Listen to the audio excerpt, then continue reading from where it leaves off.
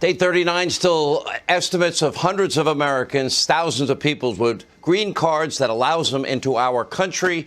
Thousands of Afghan allies completely abandoned by Joe Biden behind enemy lines, left to be tortured and murdered by the Taliban terrorists. And 4 U.S. Marines, they are still in the hospital tonight, nearly a month after the terror attack at the Karzai International Airport in Kabul.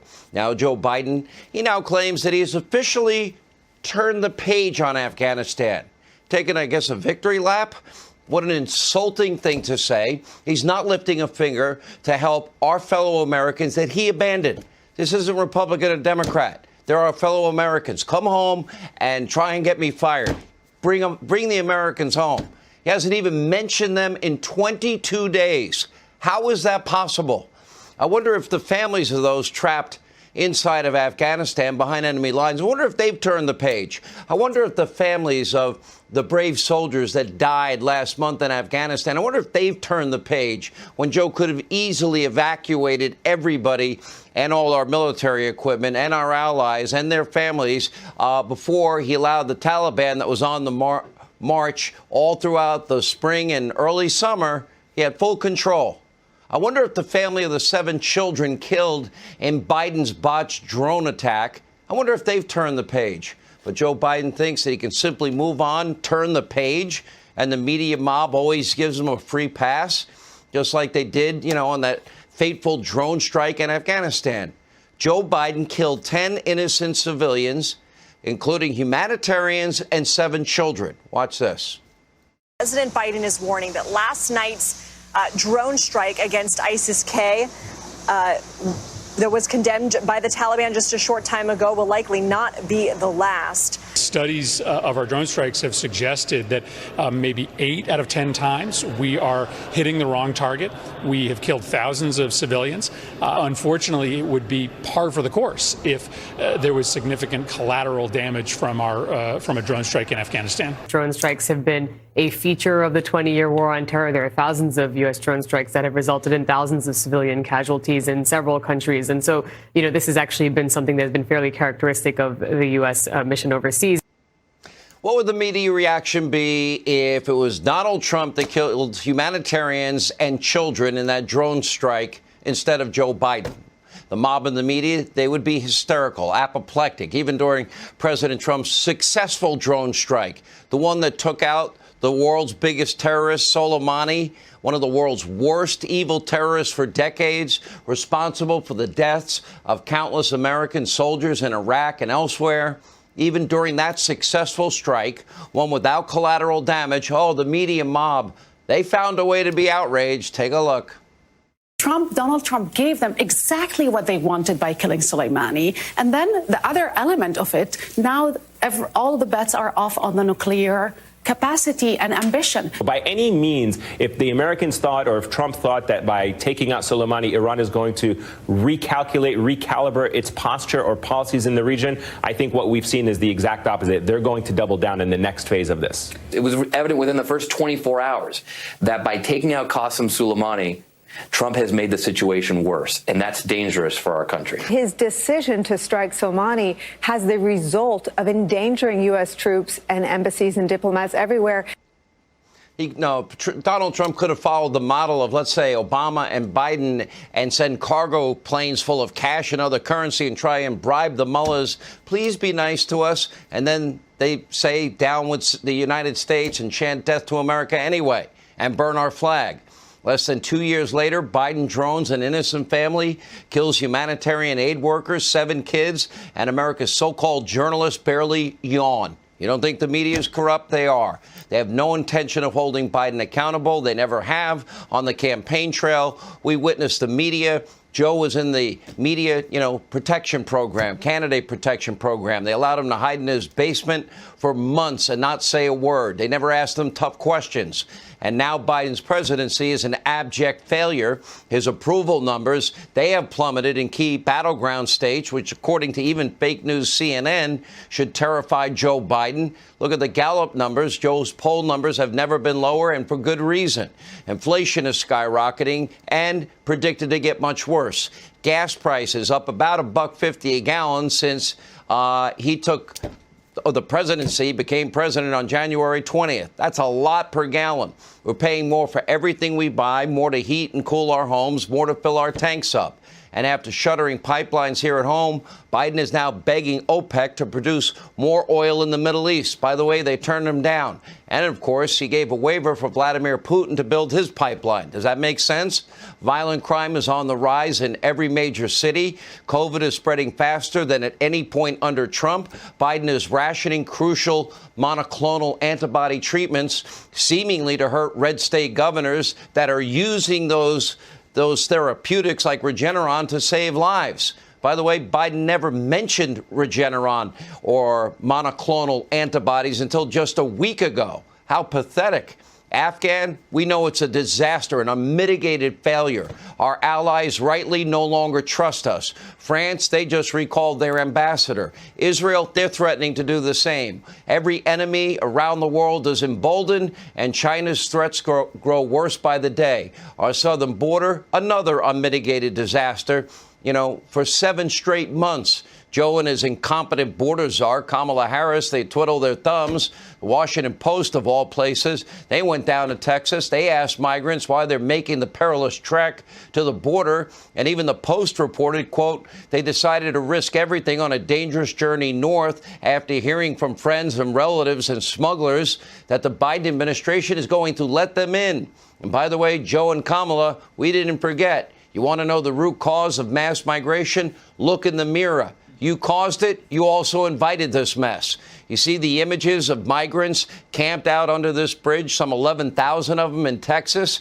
As we speak, they're now being let into our country by the thousands without so much as a simple COVID test, not even a rapid test. No vaccine mandate, shoddy vetting, little to no vetting, actually, very little paperwork.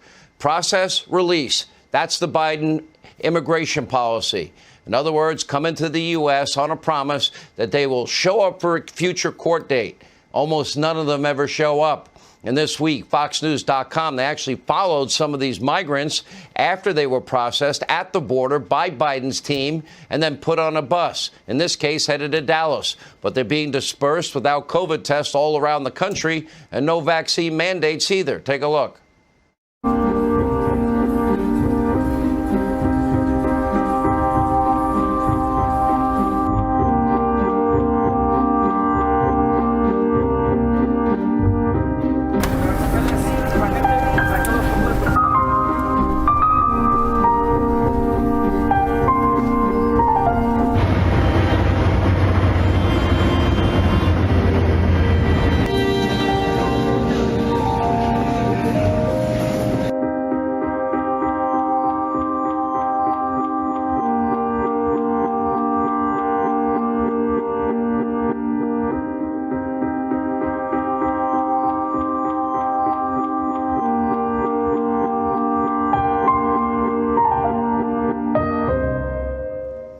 Free food, free transportation, no COVID test, no vaccine mandate. The migrants, the very people that violated our laws, did not respect our sovereignty, our borders. They entered this country illegally. And now, with the help of Joe Biden, he's aiding and abetting. They now are dispersed all over the country. This administration is currently unable and unwilling to say exactly how many, but we do know that these illegal aliens have not been vetted like those who immigrate here legally. And that's why I support legal immigration. Keep in mind, some of the Haitian migrants have been incredibly violent. One group actually attacked U.S. pilots and assaulted ICE officers on a transport flight. And another group took over a DHS bus and then fled the scene before being apprehended.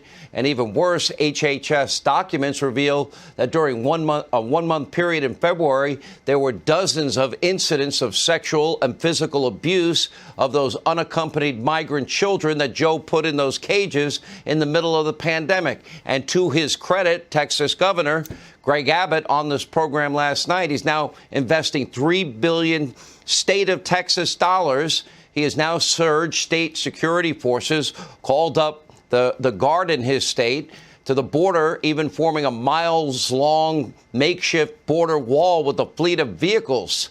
But that's how desperate he is, because Joe Biden is aiding and abetting the whole process. But there's only so much that Texas can do. The Biden administration is just processing and releasing the migrants into the country. They have total jurisdiction. Biden is not only ignoring the laws of this country, he took an oath to uphold the laws and the Constitution of the United States. He's aiding and abetting the law breaking. Donald Trump had all of this under complete control, and Joe abandoned every single thing that was working. We got to a 25-year low of illegal immigrants coming into the country. A humanitarian crisis, a national security crisis, a public health crisis. I support legal immigration with checks and vetting to make sure people don't have radical associations, proof that you have the ability to take care of yourself and your family financially. And yes, in the middle of a pandemic, we need to know that you don't have COVID-19 or any other disease. And of course, all of this could be resolved if Joe Biden would tell the migrants not to come, end this idiocy of process and release, and go back and finish the wall Donald Trump was building. And by the way, deport anyone that crosses illegally. And by the way, bring back the stay in Mexico policy and just simply enforce the law. That's not going to happen. Biden's socialist base does not believe in borders, doesn't believe in U.S. sovereignty, doesn't even believe in property rights or the Constitution or the rule of law, because there's no outrage from the left. And Democrats even trying to push through their amnesty using the reconciliation process rather than actually changing the law, and that $3.5 trillion new Green Deal socialist monstrosity. And tonight, Congresswoman Alexandria Ocasio-Cortez, she's the real Speaker of the House. She's apoplectic over a report that certain Haitian migrants could be temporarily held at a facility in Gitmo. Maxine Waters is calling Biden's treatment of the Haitian migrants worse than slavery. Take a look. I'm pissed. I'm unhappy, and I'm not just unhappy with the cowboys who were running down Haitians and using their reins to whip them. I'm happy with the administration. We are following the Trump policy. He is the one that does not follow the Constitution and would not allow those seeking refuge to be able to petition to get into the country. What the hell are we doing here? What we witnessed takes us back hundreds of years. What we witnessed was worse than what we witnessed in slavery. This is Biden's policies. By the way, Trump's been out of office a solid 9 months. By the way, make no mistake, an all-out civil war is about to break out in the Democratic Party. Right now, Maxine Waters, AOC, the radical squad, they hold all of the cards. Nancy Pelosi knows it. She's Speaker in the House in name only. She's terrified of all of them.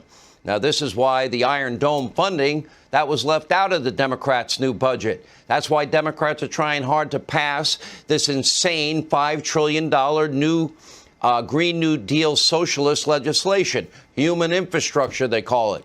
This is why the crisis at the southern border has imploded.